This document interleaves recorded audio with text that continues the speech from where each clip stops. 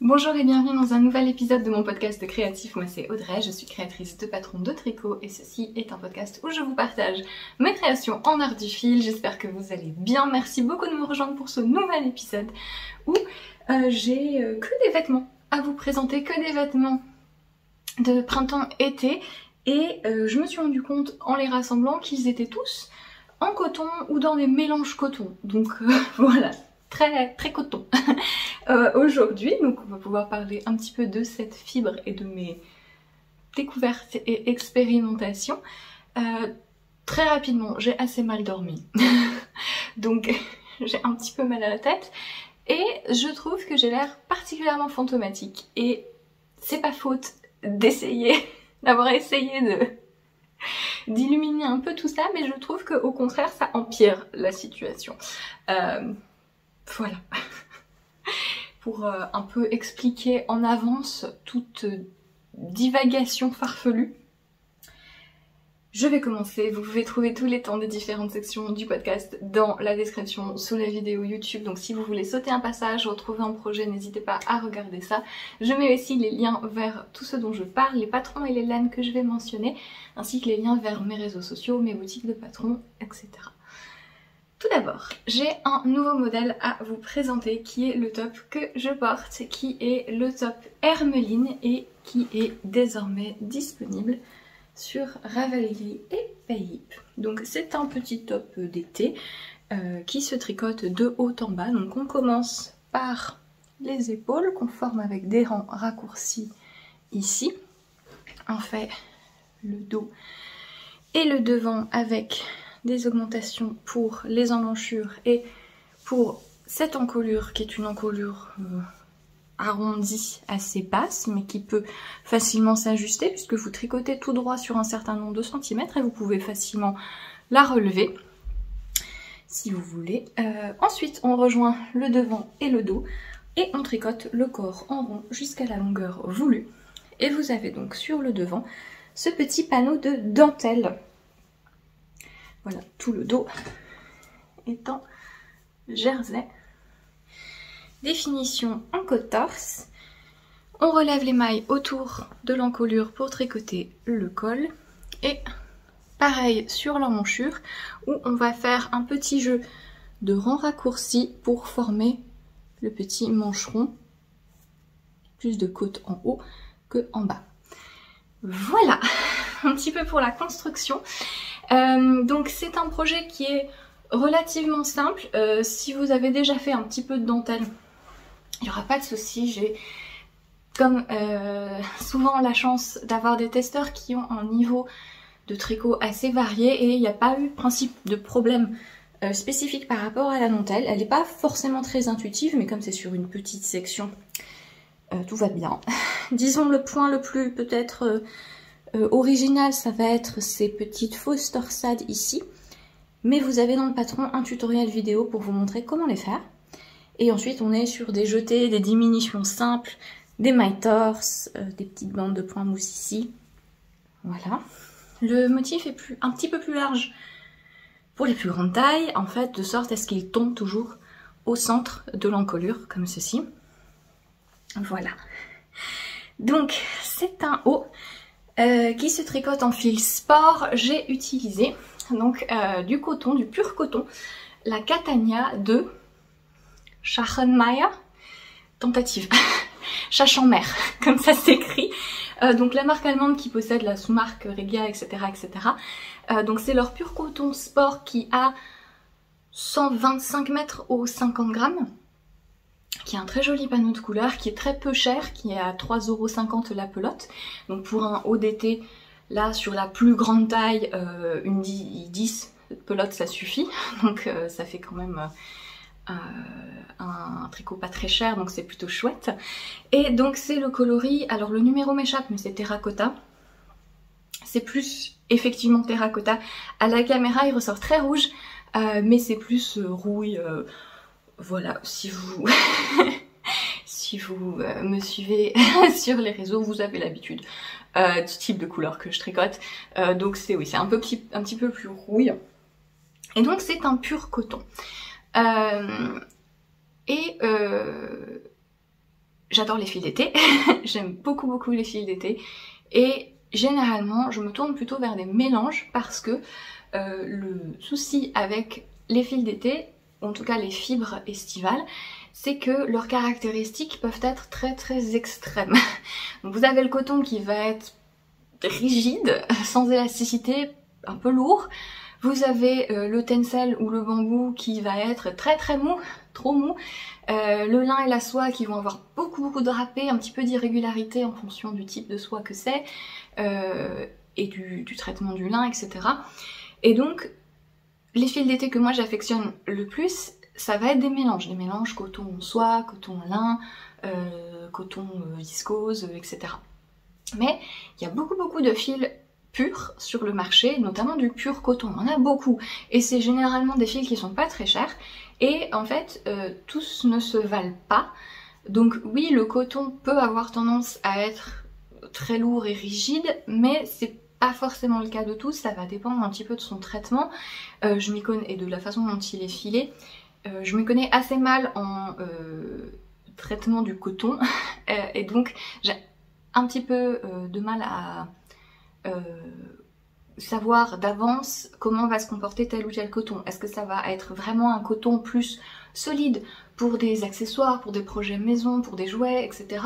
Ou est-ce que ça va être un coton qui va avoir une fluidité qui permet de l'utiliser pour un vêtement. Donc j'expérimente parce que comme je vous le dis, il y en a tellement sur le marché des purs cotons que c'est dommage de pas essayer de trouver les... pas forcément les bons, mais de me faire une idée de quelques-uns et de découvrir de nouvelles choses.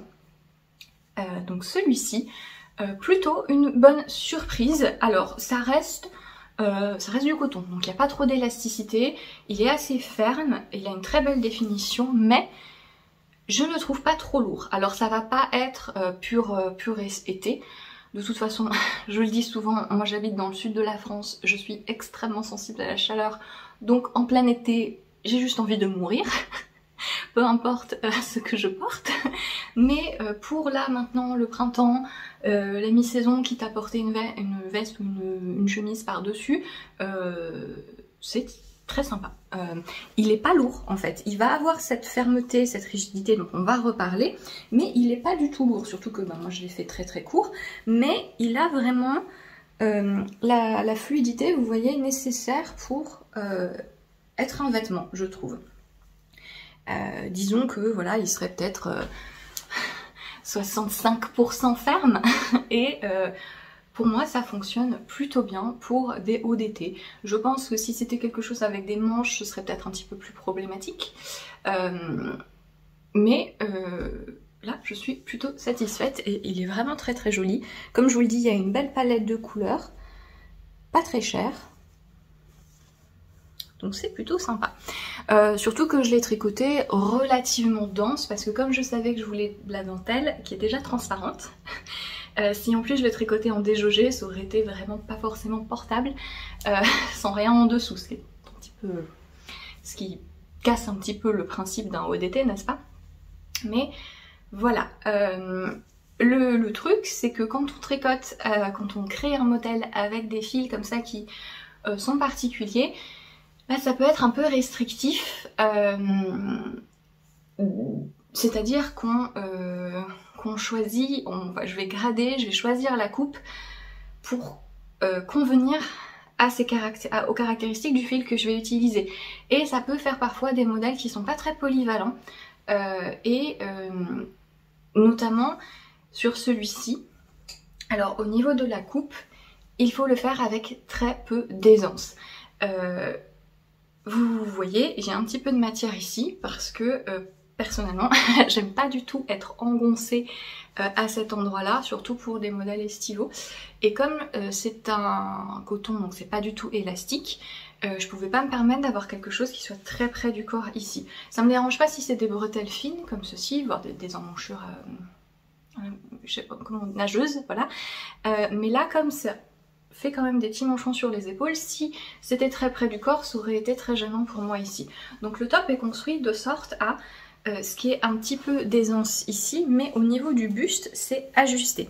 Il faut vraiment, si vous souhaitez le tricoter, L'aisance positive maximale, c'est 5 cm, pas plus. Je vous parlerai après de comment tricher. Mais tel qu'il est construit, c'est pensé pour. Vous avez déjà plus de matière sur le devant que sur le dos, la poitrine. Et vous avez également la possibilité de faire des pinces poitrine en rang raccourci. C'est inclus dans le patron, c'est écrit en option, voilà. Si vous faites généralement à partir d'un bonnet C et que vous faites des tricots ajustés, ça peut être intéressant de faire ce type de pince poitrine. En fait, ça consiste au niveau de votre poitrine, du point le plus fort de votre poitrine, de tricoter en rang raccourci, en aller-retour, comme ceci. Vous allez le faire plus ou moins longtemps en fonction de la différence entre votre surpoitrine et votre poitrine au point le plus fort. Le patron vous donne quelques directives qui correspondent à la taille de bonnet.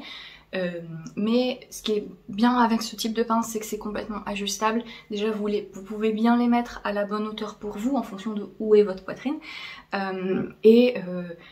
Vous pouvez jauger avec justement cette différence de mesure quel type de pince, quel type de profondeur de pince vous avez besoin. En fait, ce que ça va faire, c'est que ça va vous faire rattraper la longueur et ça va faire que votre haut ne va pas se relever sur le devant. Voilà, ce qui, quand c'est fait exprès, ça peut être très joli. Il y a pas mal de modèles qui sont pensés justement pour jouer avec ça et qui font une courbe volontaire. Mais si c'est pas ce que vous voulez, ça peut, tout simplement, vous n'êtes pas content.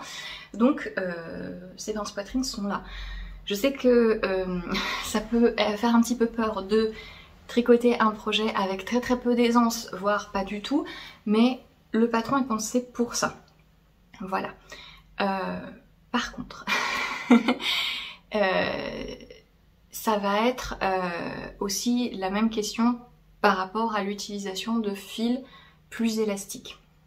Si vous voulez changer le fil, on peut modifier ça, ça va dépendre, voilà, aussi du fil que vous utilisez. Si vous voulez utiliser un fil qui sera plus élastique que mon coton, par exemple en mérino, pourquoi pas, vraiment choisissez une petite taille, la bonne taille, quitte à choisir une taille en dessous, il faut vraiment que vous ayez pas trop d'aisance à cet endroit-là. Donc le souci, c'est que si vous prenez une trop grande taille ou un fil élastique, vous allez vous retrouver avec quelque chose qui va flotter ici et c'est pas la coupe qui est prévue pour. Voilà, donc si vous prenez un fil élastique, a fortiori, ne choisissez pas une trop grande taille. Vous pouvez, si vous voulez vraiment avoir plus d'aisance, vous pouvez faire une modification qui est expliquée dans le patron, c'est très très simple. Choisissez bien la bonne taille pour le haut du corps, donc vous choisissez la taille qui vous donnera pas d'aisance au buste, voire de l'aisance négative, surtout si vous prenez un fil élastique, du mérino ou quelque chose qui a trop de drapé comme du lin, etc. De l'alpaga, tout ça. Choisissez bien une petite taille pour le haut du corps et au moment de rejoindre ici le devant et le dos, vous montez quelques mailles ici, et bien à cet endroit-là, vous pouvez rattraper une ou deux tailles au-dessus, histoire d'avoir plus d'aisance à cet endroit-là, mais pas ici. Voilà. Donc j'ai un peu dit les choses dans le désordre, mais en gros, si vous voulez substituer pour un fil qui est trop souple, choisissez bien votre taille. Voilà, choisissez bien la taille qui vous donne très très peu d'aisance, voire pas du tout au niveau du buste. Et si vous voulez plus d'aisance, voilà, faites-le de manière consciente. Ne choisissez pas une trop grande taille parce que ça va vous casser votre mesure d'épaule. Voilà, vous pouvez ajuster ça ensuite. Voilà pour les petites précisions un peu dans le désordre chaotique. Je m'en veux parce que j'avais bien dans ma tête, j'avais bien le déroulé de cette explication dans l'ordre et ben j'ai pas dormi. Du coup, voilà, ça ne fonctionne pas. Mais j'espère que je me suis fait à peu près comprendre. Voilà, donc Hermeline qui se tricote assez rapidement et que j'aime beaucoup et qui, je l'espère, vous plaira aussi. Voilà. Les instructions pour la dentelle sont en diagramme et écrites. Voilà, aussi. Voilà, si jamais vous avez un peu de mal avec les diagrammes, d'autant plus que vous devez le tricoter un petit peu à plat au début, ici, au début du devant. Et voilà, donc l'encolure, comme je vous le dis, vous pouvez modifier la hauteur. Moi je suis quasiment à la limite de la profondeur, j'aurais pu la tricoter un petit peu plus profonde, mais en fait après vous êtes limité avec la manchure. Mais vous pouvez également tricoter les côtes plus ou moins hautes, et vous pouvez la faire plus resserrée si vous préférez, si vous voulez... Je sais pas, en faire plus un pull sans manche à porter par-dessus une chemise. Mais voilà, pour Hermeline, qui est disponible. Et vous avez pour la sortie un petit code promo pour avoir moins 15% sur le patron sur Ravelry. Hermeline, c'est un peu long. Non mais on va prendre Hermeline parce que je me dis si je commence à abréger en Herme, etc. ça va être un peu moche. Donc le code, ça va être Hermeline. Voilà. Pour cette sortie et ce premier exemple de coton pur. Je vais passer à des encours et j'ai deux encours. Le premier, alors je vais commencer par le nouveau qui est un nouveau modèle. Est-ce que j'ai gardé l'étiquette? Oui. Il y a quelques années, j'avais été contactée par Pearl Soho, qui est donc une marque de laine américaine, qui m'avait gentiment proposé de m'envoyer quelques-uns de leurs fils pour en faire ce que je voulais. J'ai mis 1000 ans avant de tricoter, mais j'avais tout de suite été très intéressée par leur qualité Sweet Grass. Donc c'est un mélange de coton 65% et d'alpaga 35%. C'est une gamme qui existe que dans des coloris non teints et ça m'avait beaucoup intriguée comme mélange parce que ben justement combiner l'alpaga qui a beaucoup de drapé, etc. avec le coton qui est plus ferme, donc du coup ça équilibre pas mal. J'avais tout de suite l'idée de ce que je voulais en faire. Quand je leur ai demandé le fil, je savais immédiatement quel type de modèle je voulais et j'ai juste mis très longtemps avant d'y arriver. Mais ça y est, nous y sommes. Donc j'ai pris le coloris Rye Flower. Je sais pas ce que c'est. Il me semble que c'est... Enfin c'est une graine, je sais que c'est une graine. Mais j'ai oublié ce que c'est en français. Voilà. Donc c'est un beige gris. Grège, voilà. Qui est plus beige que grège en vrai. Mais qui est assez sympa. Interruption camion poubelle. En plus le pauvre, on vit dans une impasse donc il faut qu'il fasse une manœuvre très pénible. Donc ça va pas être très amusant. Voilà, ce que je voulais faire c'est un haut d'été, un petit débardeur. Pour le coup ce sera voilà a priori, j'ai pas encore tout à fait décidé de la forme de l'encolure ici, mais j'aimerais essayer de faire des bretelles plutôt fines avec sur le bas du débardeur ce motif de chevron en côte. Alors c'est un peu... c'est pas terrible à montrer sur les aiguilles et sans être bloqué, je vais y arriver. Mais voilà un petit peu ce que ça donne.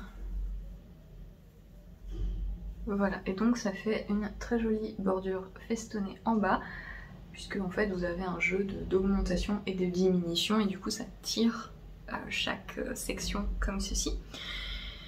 Et voilà, le reste sera en jersey tout simple. Et ma foi, j'aime beaucoup tricoter ce fil. Donc il est assez fin, c'est une fingering, il y a 400 mètres au 100 grammes. Et c'est intéressant, normalement j'ai un endroit, un petit échantillon bloqué ici. Ça fait un tissu qui est très joli, un tricot qui est très joli, qui est fluide et qui est très doux. Pour le coup c'est vraiment très doux.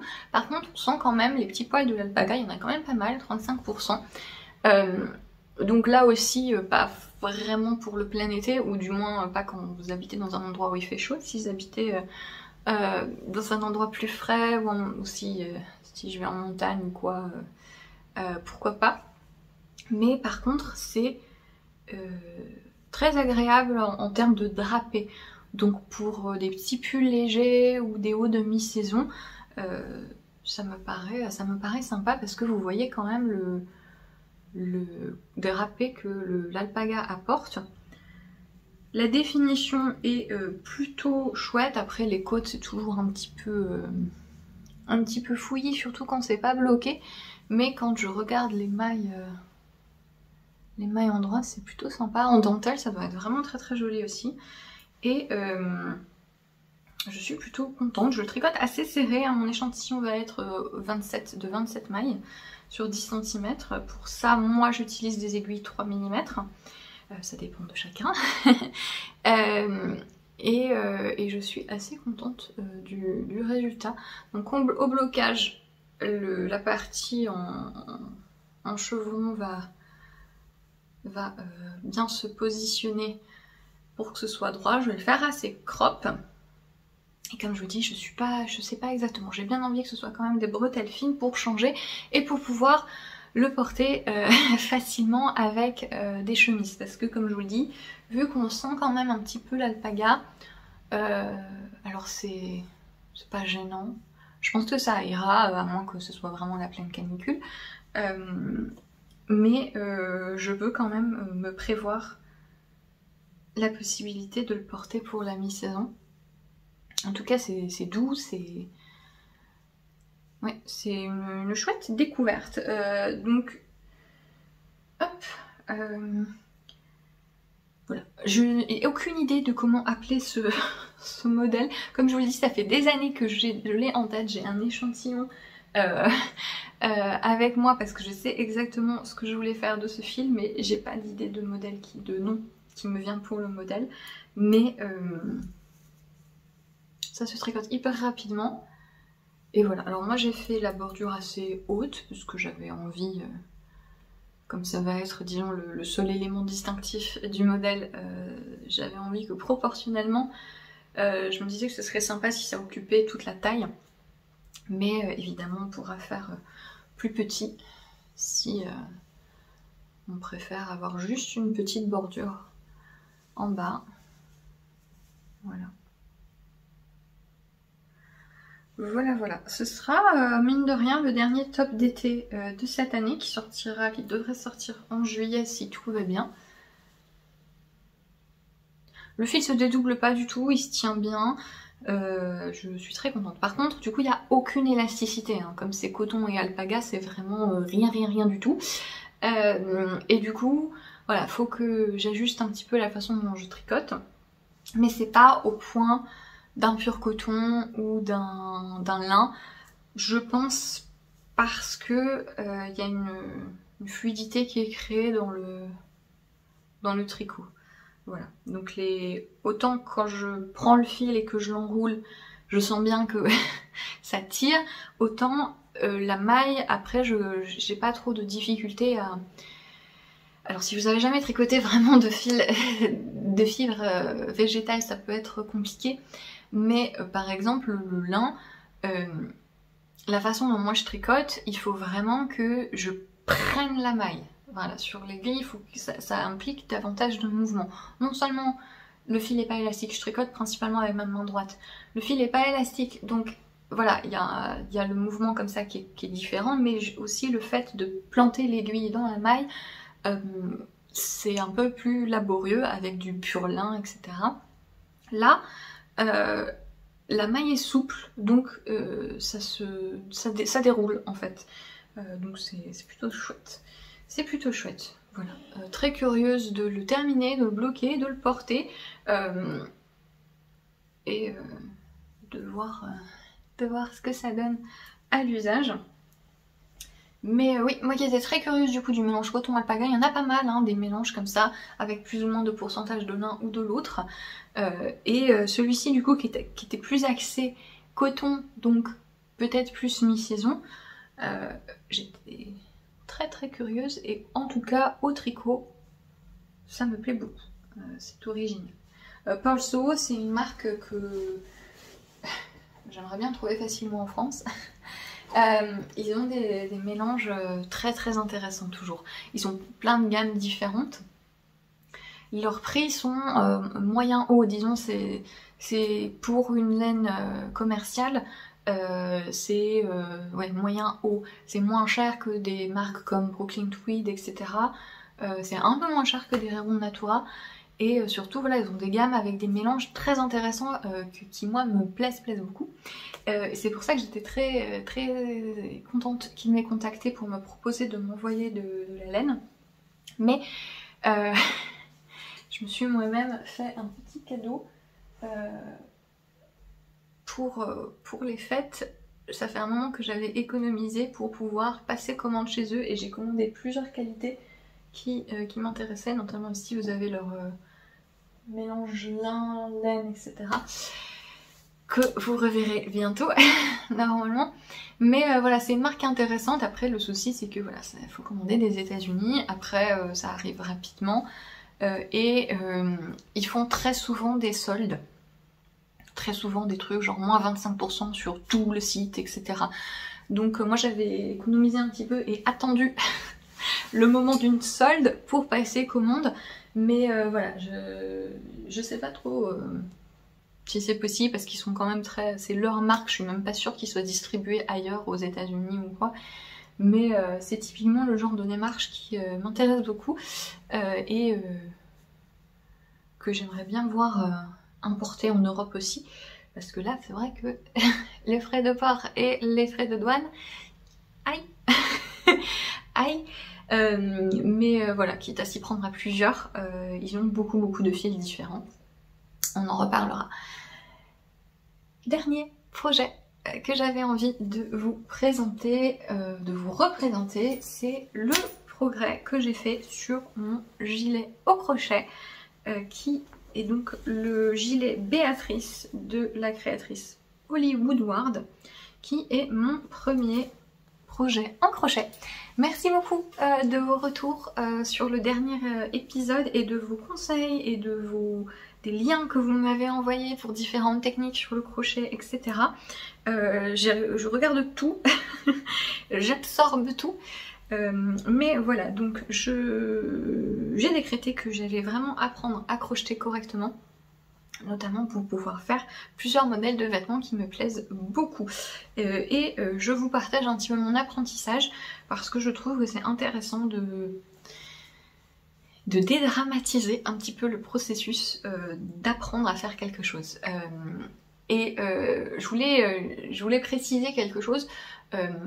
J'essaie de vous décrire un petit peu mon cheminement de pensée et c'est vrai que parfois c'est un petit peu compliqué de pas donner la mauvaise impression. Ce que je veux dire c'est que si je rigole d'une incompréhension que j'ai eue, d'une bêtise que j'ai faite, ou de mes interrogations, etc., je suis pas en train de spécifiquement demander de l'aide ou ou du moins de dire oh là là c'est trop difficile, je comprends pas, etc. Non, pas du tout. Moi je fonctionne pas du tout comme ça. Mais je pense qu'il y a en fait, le souci c'est que parfois je vais parler de quelque chose qui m'a fait rire parce que j'avais mal compris la phrase ou que le truc me paraît bizarre. Par exemple, j'avais parlé des diagrammes en crochet, la représentation des diagrammes en crochet. Et j'avais dit que, franchement, quand on regarde un diagramme en crochet et qu'on n'en a jamais vu, voilà, j'avais dit, et je maintiens, moi ça me fait penser à un cercle d'invocation satanique. Voilà, c'est rigolo. J'avais eu quelques commentaires qui me disaient, tiens c'est marrant que ça te pose problème, mais qu'en tricot tu dises aux gens, non c'est pas compliqué, n'hésitez pas à essayer les choses que vous ne savez pas faire. En fait je pense qu'il y a une mauvaise conception de qu'est-ce que c'est apprendre à faire quelque chose. C'est normal de pas comprendre en fait, c'est tout à fait normal d'avoir des moments où vous lisez des instructions avec lesquelles vous n'êtes pas familier et vous vous dites quoi, qu'est-ce que c'est, qu'est-ce que ça veut dire. Là notamment sur ce modèle, donc j'en ai parlé dans le dernier épisode, il y a une phrase au niveau des manches qui dit tricoter, non pas tricoter, crocheter, je vais y arriver, les manches sont crochetées en rond mais il faut tourner le crochet, c'est difficile, le crochet à chaque rang. Bah oui, quand on lit cette phrase, et j'ai bien compris pourquoi, j'ai bien compris que c'était pour que ce soit réversible comme le corps, etc. machin. Mais c'est quand même pas très clair avant d'avoir regardé et de s'être renseigné, et c'est tout à fait normal. Et moi je trouve que c'est important de vous parler de ça aussi, de vous parler justement du processus de là il y a un truc, bah je sais pas faire, et c'est pas parce que je sais pas faire que je trouve que c'est insurmontable et que je me mets des bâtons dans les roues. Voilà, j'aime bien un peu mettre en avant ça aussi, parce que j'ai souvent l'impression dans mon métier de designer, quand j'interagis avec les gens, que les gens ils pensent qu'ils doivent tout comprendre comme ça, d'un coup, instantanément. Et que si ils butent sur un truc, ils sont nuls, ils y arrivent pas, ils comprennent pas, ils sont perdus, ils paniquent. Ou que s'ils voient un modèle avec un motif, tout de suite, oh là là, c'est insurmontable, il y a de la dentelle, machin, des torsades, etc. Je vais jamais y arriver. Alors qu'ils ont envie de le faire, mais ils n'y vont pas. Ça, c'est quelque chose qui m'agace un petit peu. Qui me frustre, parce que je vois bien que les gens sont frustrés et qui jugent mal leur propre capacité. Peut-être parce qu'il y a un a priori selon lequel on est censé apprendre comme ça, tout est fluide, tout est limpide, tout est facile, je sais tout faire, etc. Et c'est vrai que moi ça fait très longtemps que je tricote, que je sais ce que je sais faire et je sais ce que je sais pas faire. Ce que je sais pas faire, bah soit j'apprends, soit je fais pas. Et c'est vrai que quand vous regardez mon podcast et que je vous parle de tricot, il n'y a pas cette notion d'apprentissage tellement, parce que bah, si je suis créatrice de patron, je vais pas créer quelque chose que sans savoir ce que je fais. Et du coup, sans être forcément experte, parce qu'il y a ça aussi. Souvent les gens qui me demandent justement s'ils pensent qu'un patron est accessible pour eux ou autre, vont me dire ah, moi je suis pas experte, etc. Je dis mais moi non plus. Moi je suis pas experte. Peut-être que je serai experte quand ça fera 70 ans que je tricoterai, que j'aurai absolument fait toutes les techniques de l'univers et que j'aurai absolument jamais besoin d'apprendre quelque chose. Ceci dit, j'ai quand même plus d'expérience en tricot, donc je comprends que ça puisse vous surprendre un petit peu de me voir là apprendre en crochet, et justement que j'explicite cet apprentissage. Je sais pas si je suis très claire. Pour moi, c'est important et intéressant de vous dire clairement, oui, c'est mon premier vêtement en crochet. Quand j'ai lu le patron, il y a des trucs que j'ai pas compris, des trucs que je savais pas faire, et c'est normal. Ça veut pas dire que je suis nulle, ça veut pas dire que le patron est mal écrit, et que ça veut pas dire que c'est insurmontable et que je peux pas faire ça.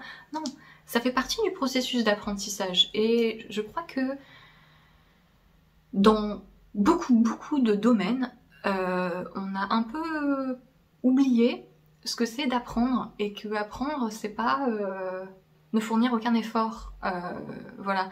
Et alors attention, je dis pas que si vous avez envie d'avoir des trucs tranquilles, relax, qui vous prennent pas la tête, et ou si vous n'êtes pas dans une démarche d'apprentissage mais que vous avez envie d'un projet de loisir créatif détente, vous êtes je dis pas que c'est une mauvaise chose, pas du tout, mais juste là je parle des gens qui veulent apprendre, et de la démarche justement d'apprendre de nouvelles techniques, de s'améliorer, de tester de nouvelles choses. Voilà, c'est pas un jugement sur les gens qui veulent juste faire des pulls en jersey parce que c'est ce qu'ils aiment et c'est ce qui leur fait du bien et c'est leur loisir créatif de faire des choses relaxantes. Voilà, c'est deux choses complètement différentes. Je pars dans tous les sens, j'avais prévenu, hein. J'avais pas dormi. Mais voilà, quand on apprend, c'est normal qu'il y ait des trucs qu'on comprend pas. Et du coup, quand je vous dis en podcast par rapport à cet apprentissage du crochet qu'il y a des trucs qui m'ont fait un peu bugger ou sur lequel j'ai dû me renseigner, etc. Je suis pas en train de dire que oh c'était difficile, oh là là je sais pas ce que je vais faire, oh là là je vais pas y arriver, machin, et des trucs. Non. J'essaie juste de vous décrire un peu mon processus parce que je pense qu'on parle pas assez du fait que apprendre quelque chose, c'est essayer, c'est rater, c'est chercher des informations, voilà, quand vous n'arrivez pas à faire quelque chose, quand vous comprenez pas une instruction, c'est pas que vous êtes nul, c'est pas que le projet est insurmontable. Si vous voyez un modèle avec 1000 torsades dessus et que vous avez très très envie de le faire, mais que ça vous paraît compliqué, c'est normal, ça paraît compliqué à tout le monde qui n'a jamais fait ce modèle en particulier. Donc voilà, ne vous bloquez pas et ne vous méprenez pas sur mon approche au crochet en fait. Hein. Je suis pas en train de... Si j'ai un vrai problème et une vraie question, je vais vous la poser et juste je mettrai en pause ou je ferai autrement. Parce que quand j'ai appris à tricoter, mes premiers projets, je me souviens très bien qu'il y a des choses, je comprenais pas comment il fallait faire, je bidouille et je fais autrement et voilà, et ça marche quand même en fait. Ça fait partie du processus d'apprentissage de faire des trucs qui sont pas parfaits, vous n'avez pas besoin de faire des trucs parfaits tout le temps. Et du coup,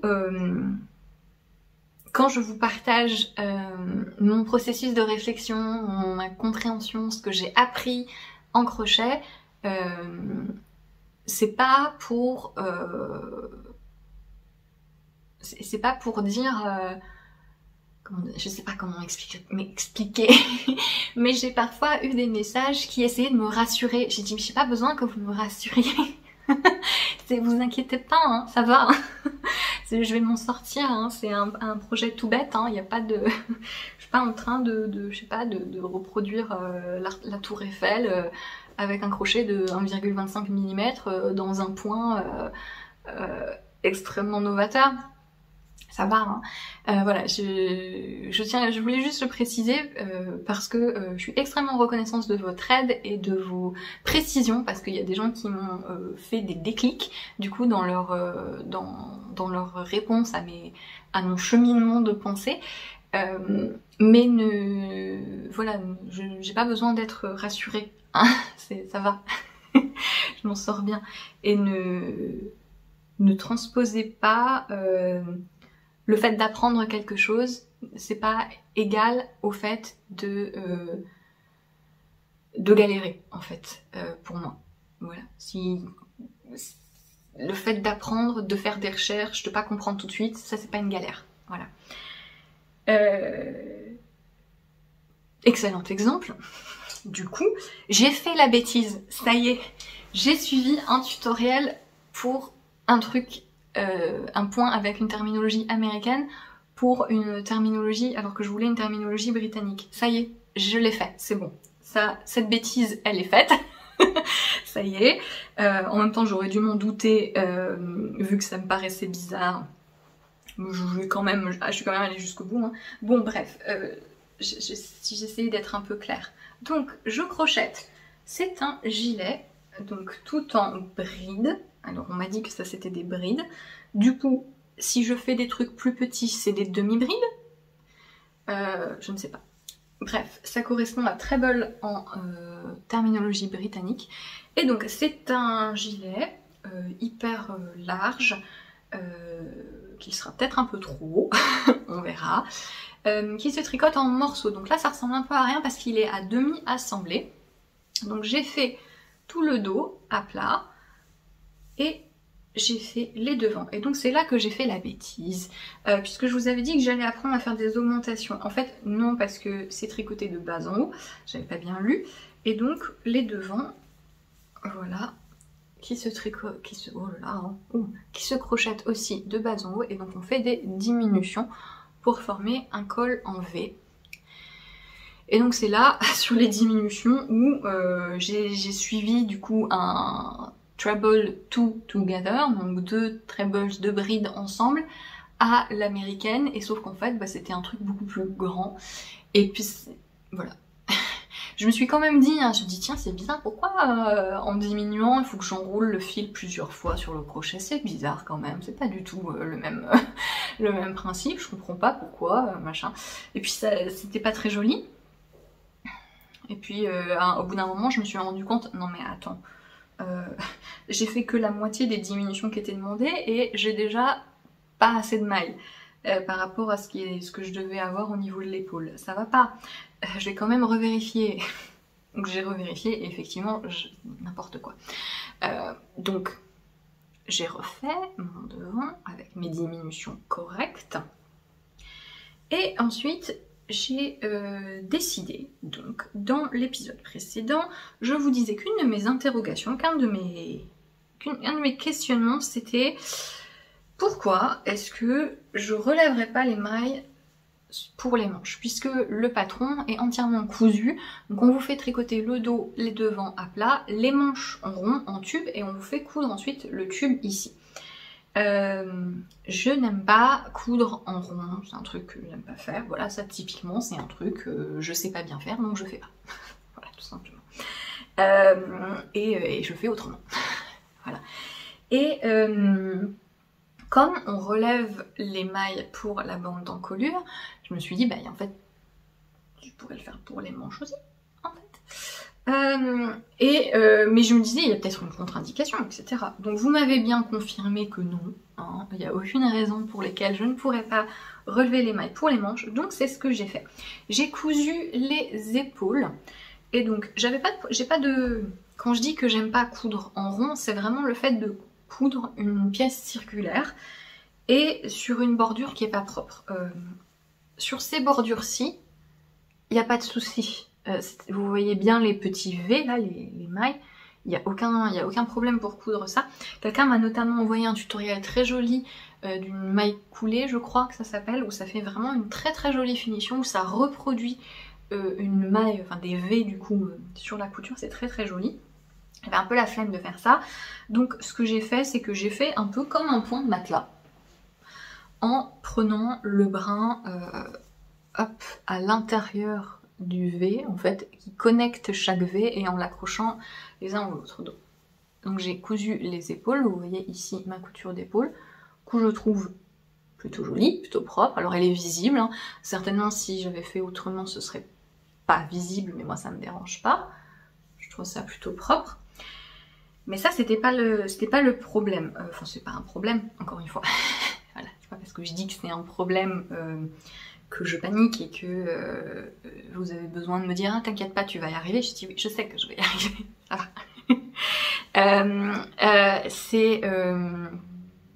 C'est plutôt là en fait le problème, c'est que sur ces bordures horizontales il n'y a pas, vous voyez la différence entre là c'est tout joli, fais la mise au point, je t'en conjure, non tu veux pas, bon, là c'est tout joli, c'est tout propre, et là bah non. Et donc j'avais pas envie à la fois de devoir coudre la manche en rond et sur ce type de bordure, parce que je me connais, j'aurais pas eu la patience de faire quelque chose de propre. Vraiment pas. Vraiment pas, vraiment pas. Donc, une fois que j'ai cousu mes épaules, ce que j'ai fait, bah, je vais vous montrer sur l'autre côté. J'ai mesuré le tour de bras, que oui, j'ai rentré mes fils aussi. J'ai réussi à rentrer mes fils, alors c'est moche hein, depuis l'intérieur, mais depuis l'extérieur, on voit pas du tout. Donc en fait, pas plus de difficulté que ça. Moi qui n'aime pas rentrer les fils en crochetant ou en tricotant en même temps, ben, finalement ça marche très bien comme ça. Du moins sur ce point-ci, avec ce fil-ci, ça marche. Donc j'ai mesuré le tour de bras et j'ai relevé le nombre de mailles que je devais monter pour les manches de chaque côté de la couture de l'épaule et j'ai rejoint en rond. Et donc je suis en train de tricoter ma manche. J'en ai profité pour coudre dessous le côté. Alors ben oui, c'est pas... Comme c'est ce côté-là, c'est pas forcément très très joli, mais c'est pas, honnêtement, c'est pas si mal que ça. Je pensais que j'aurais fait pire. C'est pas... J'ai un peu essayé de reproduire ce point de matelas, tant bien que mal, alors que les mailles n'étaient pas forcément si bien visibles, mais voilà, alors c'est pas parfait, mais c'est pas trop mal. Là, il y a un petit couac, mais j'ai la flemme de recommencer. J'ai la flemme de recommencer et en bloquant ça va rester droit. Voilà. Et donc j'ai rejoint en rond. Alors, cette histoire de crocheter en rond en tournant à chaque rang, oui, c'est en fait pour avoir le même point que sur le corps, puisque sur le corps, quand on tricote à plat, on crochette à plat, on crochette à la fois sur l'endroit et sur l'envers, et du coup si j'avais fait tout en rond dans le même sens, je pouvais pas faire la même chose. Et en fait c'est comme si... comment dire, c'est comme si je tricotais du jersey en rond en faisant un rang envers, un rang en droit. Ça fait pas la même chose. Voilà, ça j'avais bien compris, mais j'arrivais pas trop à visualiser comment en fait, comment tourner à chaque rang. Et voilà mon début de tour, et c'est pas si mal en fait. Donc j'ai bien compris aussi, merci, vous m'avez indiqué, merci beaucoup, que du coup c'était bien pour éviter que le début de tour vrille. Apparemment c'est quelque chose voilà, qui est normal en crochet, que si on crochette en rond tout le temps et qu'on fait pas quelque chose de particulier, le début du tour il va un peu vriller, ça va pas être très joli. Donc en fait ce qu'on fait c'est qu'au lieu de crocheter en spirale comme ça, en rond, ce qu'on fait c'est qu'on fait un tour comme ça et après on repart dans l'autre sens. Et donc on fait ça constamment en fait en faisant une maille glissée au début pour accrocher le tout. Et je trouve que c'est pas trop mal. Ça rend bien, non? Voilà. Ça fait quand même une démarcation, mais c'est pas... Voilà. C'est plutôt sympa. Ça ressemble un peu à ma couture, en plus propre. Et c'est très satisfaisant, voilà, de faire le truc, parce que en le lisant, je comprenais pas trop le principe, mais ça fait partie du processus, c'est normal, et en le faisant, j'ai compris. Et je pense que, alors je suis pas en train de dire petit génie, oulala, je comprends tout. Non, non, je pense que j'ai juste très bien choisi mon modèle parce que, pour moi en tout cas, parce que ça me permet d'apprendre plusieurs choses. Moi je suis pas quelqu'un qui a besoin de faire 15 fois la même chose pour l'intégrer, en fait, ça va m'ennuyer en fait. Vous voyez, j'aurais pu faire, je sais pas, j'aurais pu faire une écharpe en bride pour apprendre les brides. Voilà. Ça m'aurait ennuyé. Je me connais, j'ai zéro patience, je dis c'est bon, j'ai compris, fais autre chose. Il faut... Ça marche mieux pour moi si je trouve un projet pour apprendre quelque chose qui combine plusieurs éléments tout en restant accessible, disons. Et là, pour le coup, non seulement j'ai appris à faire des brides, j'ai appris à faire un rang de fondation, donc on fait pas une chaînette. Ici, je vous l'avais dit la dernière fois, on crochette directement un rang dans ce sens-là. J'ai appris à faire des brides, j'ai appris à faire des diminutions, j'ai appris à bien faire attention à quelle terminologie je regarde quand je regarde un tutoriel, n'est-ce pas? J'ai un peu apprivoisé les coutures, du moins sur ce point-ci, et j'ai appris que je pouvais tout à fait relever des mailles. Voilà, il n'y a pas de... Moi je sais que c'est plus propre pour moi de relever des mailles. C'est une question de... Comme je vous dis, vous voyez là, c'est bien plus net à mon sens que là. Voilà. Donc je sais que je vais toujours préférer, j'ai un cheveu sur les lèvres, je sais que je vais toujours préférer relever plutôt que coudre autant que possible, sauf si j'ai une délimitation toute propre comme ceci. Mais voilà, donc relever les mailles, crocheter en rond, et je vais apprendre bientôt à faire plein de diminutions d'un coup. J'ai pas regardé tout à fait quel type de diminution c'était, mais du coup on crochette les manches, et à la fin on va, elles sont toutes droites, il n'y a pas de diminution, et à la fin on va resserrer, ça fait des manches un peu ballon. Et ensuite, si j'ai bien compris, le poignet et la patte de boutonnage sont en ce qu'elle appelle double crochet pour la terminologie britannique. Donc c'est pas tout à fait le même point. Je me doute que c'est la même chose avec un jeté en moins. Enfin, j'ai l'impression que tout est à peu près le même point, en tout cas en ce qui concerne les points de base, et c'est juste qu'on va enrouler le fil plus ou moins 2 fois sur le crochet avant de commencer son point. Voilà, donc j'ai encore des choses à apprendre, et en fait voilà, c'est un modèle qui me permet d'apprendre plusieurs choses d'un coup, mais chaque chose est quand même relativement simple, et donc ça me lasse pas parce que ça fait plusieurs choses, mais c'est pas non plus si éloigné de mes compétences que ça me frustre, ou que j'ai trop de pauses, disons. Je peux le faire le soir, voilà, si je suis un peu fatiguée de ma journée et que j'ai pas forcément très envie de réfléchir, je peux quand même crocheter. Voilà, parce que j'ai pas de oh, il va falloir que je réfléchisse, que j'apprenne, machin.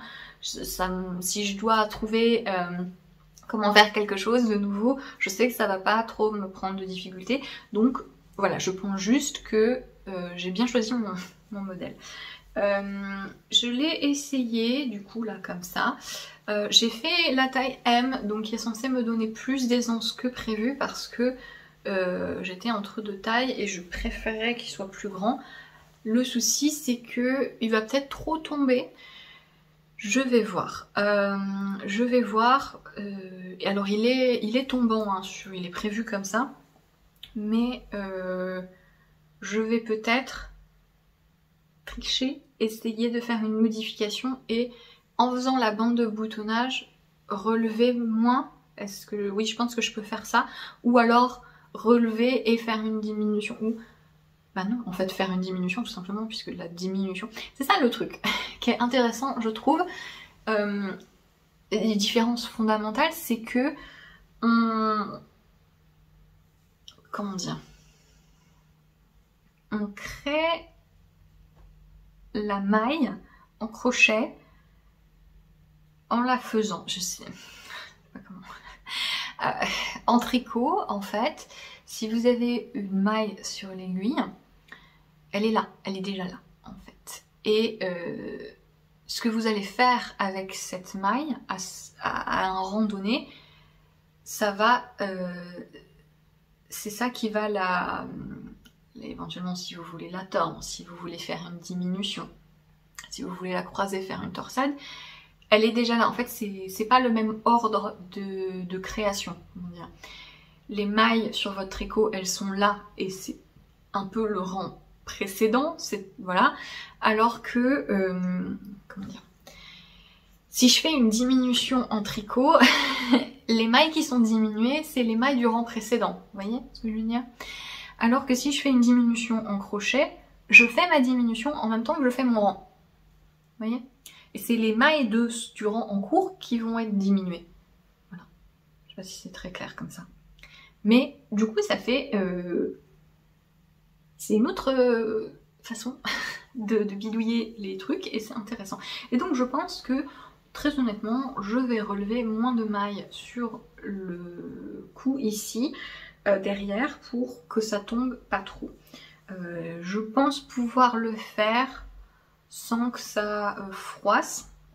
Après, je vais d'abord voir ce que ça donne, donc le double crochet, parce que peut-être que c'est déjà, enfin je sais que c'est déjà plus resserré parce que bah, c'est le principe, vu que ça va être une pâte de boutonnage, c'est un peu comme un principe de côte, ça va être plus élastique que le reste, mais donc voilà, je vais le tenter, je pense, pour que ça me tombe pas trop tout le temps des épaules. En revanche, mon échantillon en rang étant complètement aux fraises, il va falloir que je fasse la manche beaucoup plus longue. Vous voyez là, j'ai presque fini normalement le nombre de rangs qu'elle donne pour la manche. Bah non, non, parce qu'en fait ça me tombe à peine comme ça. Voilà.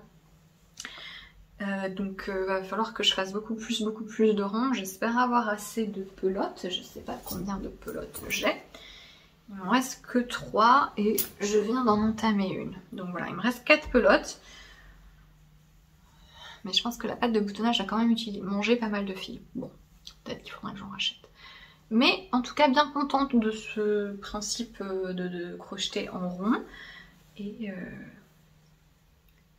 voilà où j'en suis.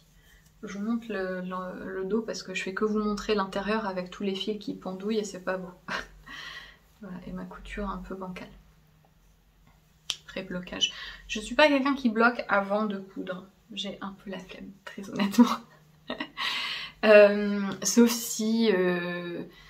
en fait, bloquer avant coudre, ça a du sens quand on va faire des coutures, par exemple des têtes de manche, donc des trucs en rond, qui ne me plaisent pas, encore une fois.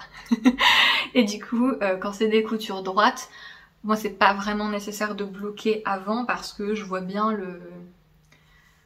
la mesure, elle est droite, quoi. Il n'y a pas besoin de jongler avec le fait de faire rentrer la tête de manche dans le trou de l'emmanchure. Donc je bloque pas forcément avant de coudre. Sauf si j'ai vraiment un gros doute sur la tenue de la chose. Mais voilà, un demi-gilet. Un demi-gilet qui devrait, je l'espère, être fini bientôt. À voir combien de rangs en plus il faut que je fasse sur les manches. Mais voilà pour mes réflexions sur l'apprentissage, etc. J'espère que je me suis à peu près fait comprendre. Voilà, merci beaucoup pour vos conseils et vos tutoriels, etc. Ça c'est pas... voilà, je veux pas...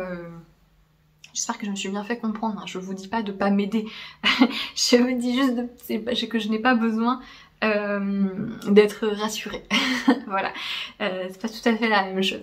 Mais voilà, merci beaucoup. Plusieurs d'entre vous m'ont aussi conseillé des créatrices, notamment francophones, des gens qui faisaient des tutoriels, etc. Et c'est super. Je me suis fait ma petite liste de gens à suivre. Tiens, je voulais demander quelque chose. Est-ce que... oui, je me pose la question d'utiliser éventuellement des laines cardées non superwash en crochet. Les crocheteurs et crocheteuses que moi je suis utilisent quand même beaucoup soit de l'acrylique, soit du coton, soit du mérino superwash. Et je me demande, est-ce que vous avez peut-être un retour d'expérience à me faire sur l'utilisation de fils plus naturels, donc cardés, non superwash, etc. Parce que, en fait, cette idée est venue du fait que quand je regarde ce crochet, ce tissu crocheté, je vous avais dit, tiens, c'est assez ajouré quand même, ce qui me dérange pas pour un gilet, mais du coup je me suis dit tiens, si je prenais une laine qui est vraiment gonflante, donc comme un fil cardé qui a tendance à bien occuper l'espace et à faire quelque chose de plus ferme. Mais j'ai pas vu d'exemple de crocheteurs utiliser ce genre de fil non superwash, etc. qui serait plus gonflant. Et en fait je suis très curieuse parce que si c'est un fil cardé, ça va être plus léger, en fait ça va faire un crochet, un tissu dense et chaud, mais sans utiliser trop de laine, parce que c'est la magie des fils cardés. Voilà, je me pose la question, par exemple, si je refaisais un gilet comme ça en Ulysse ou en Gilliatt de Dererum Natura, je pense que j'aurais quelque chose de plus chaud. Alors peut-être que je devrais pas avoir tout à fait le même échantillon parce que justement faut pas que ce soit trop dense non plus. Mais comme c'est un fil naturel qui est plus léger que quelque chose avec du coton comme là, du mérino, etc. Ben je suis très curieuse de ça. Et je sais pas, est-ce que vous avez tricoté des projets avec des fils naturels, voilà, des fils type Ulysse de Dererum Natura, puis à la Merino Sangora de Boucle Hélène, la Hauche Super Soft par exemple, quoique la Hauche Super Soft je pense que ça m'intéresserait beaucoup, mais de la crocheter en double. La Hauche Super Soft, moi j'ai pas de problème à la tricoter, elle se casse pas trop pour moi au tricot, en fil simple. Par contre j'imagine bien que si je la crochetais, vu la façon dont je tiens mon fil en crochetant, je pense que si je la tenais en simple, je la casserais. Mais en double, pourquoi pas.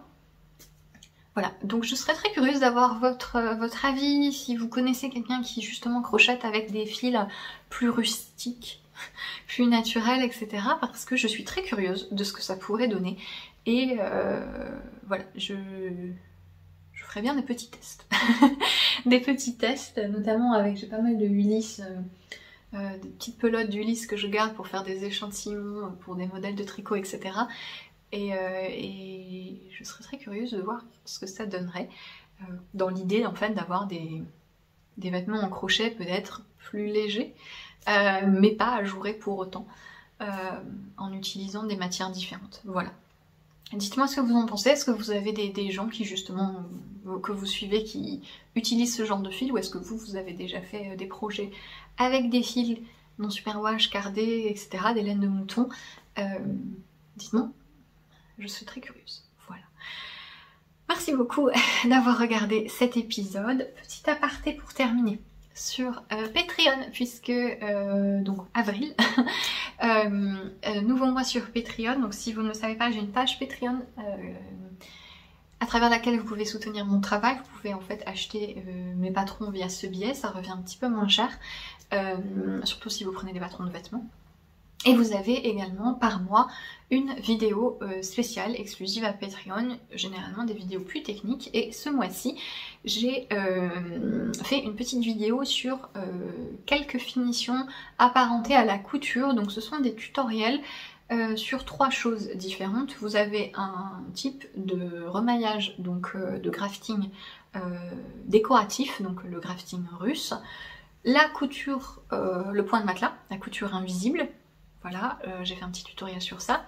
Et je parle également d'une technique qui s'appelle le basting en anglais, qui consiste à ajouter des fausses coutures sur des pulls en rond. Voilà, c'est une petite technique qui est assez intéressante à faire si vous avez des projets peut-être des pulls en rond qui sont peut-être un peu trop mous, qui se sont détendus, etc. C'est une technique qui est intéressante, donc voilà, c'est un petit aperçu et 3 petits tutoriels autour des finitions couture en tricot. Au milieu du mois, je devrais également publier le 2e petit vlog créatif général. Donc cette année sur Patreon, j'ai aussi choisi de faire des vlogs un petit peu plus généraux. À moitié en musique, à moitié en parlant, sur différents sujets créatifs. Voilà, donc le 2e devrait arriver mi-avril, j'essaie d'en faire un tous les 2 mois. Et voilà, merci beaucoup de votre présence, j'espère que vous avez passé un très bon début de printemps et je vous dis à la prochaine.